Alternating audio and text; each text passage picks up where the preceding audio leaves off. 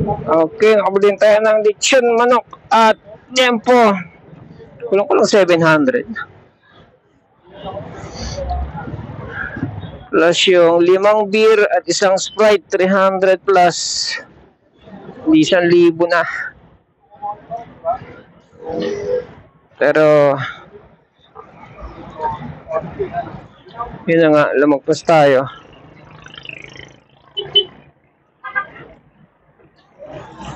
Ingat na lang. Ingat na lang kasi nga naka-short lang tayo.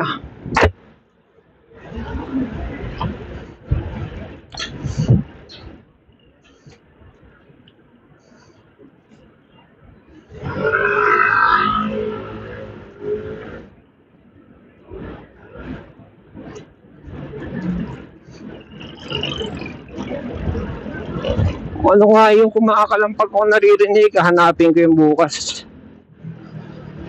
Naririnig yung kalampag ng kalawang sa likod eh. Parang banda siyang ano eh. Bandang top box. O kung ano man doon, hanapin ko yung bukas.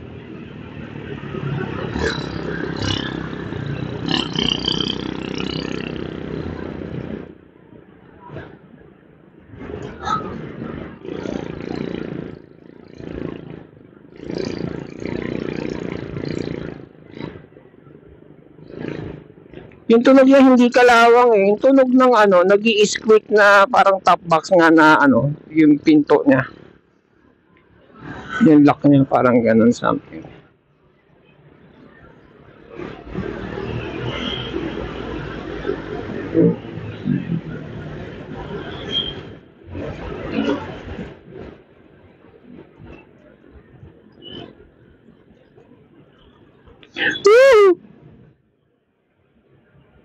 Meron may tumirik, banggaan.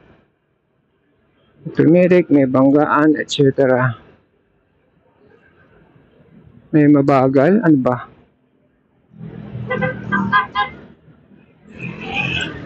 May nasiraan.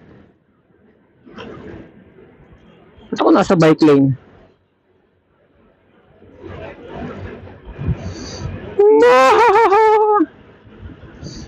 Itong apakan ko, isang tornilyo lang kinakapitan na ito eh. Isa sa kaliwa, isa sa kanan eh.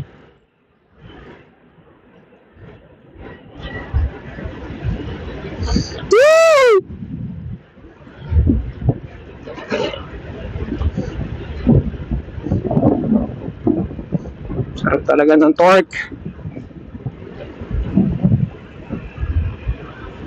Ang big bike may torque na may speed pa. O duwag lang ako.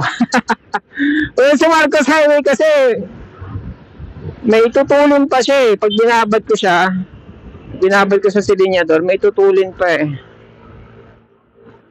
And parang hindi lang ganun kahaba yung putang ina mo ka. Kaya nasa gilid. Hindi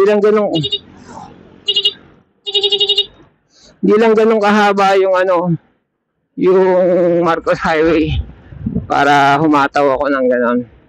Kasi maraming mga U-turnan, ganyan, nag-U-turn. Yan. Siguro bigyan nyo pa ako ng ano, paliparan. Hindi, maikli lang mga paliparan. Ano ba? Pag ito, na-registro na ano, ang tawag nun, NLEX legal, sige. Ay, naririnig ako something eh. You know?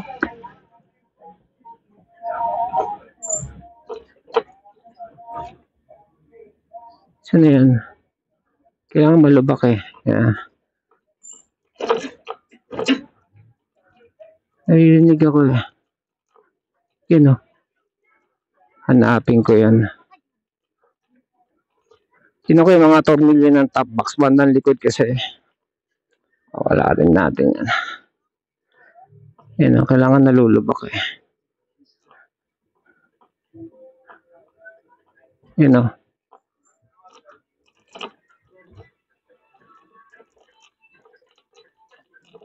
Sa top box talaga.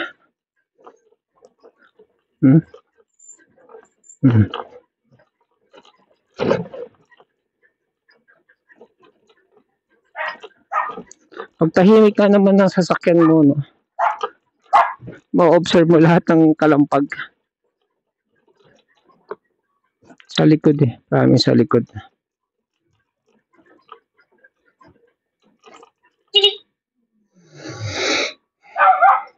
Uy, palabas na yung mga dog ah. Ang kilometers lang ako. 1.85. Kasi magbula lang ako ng ano.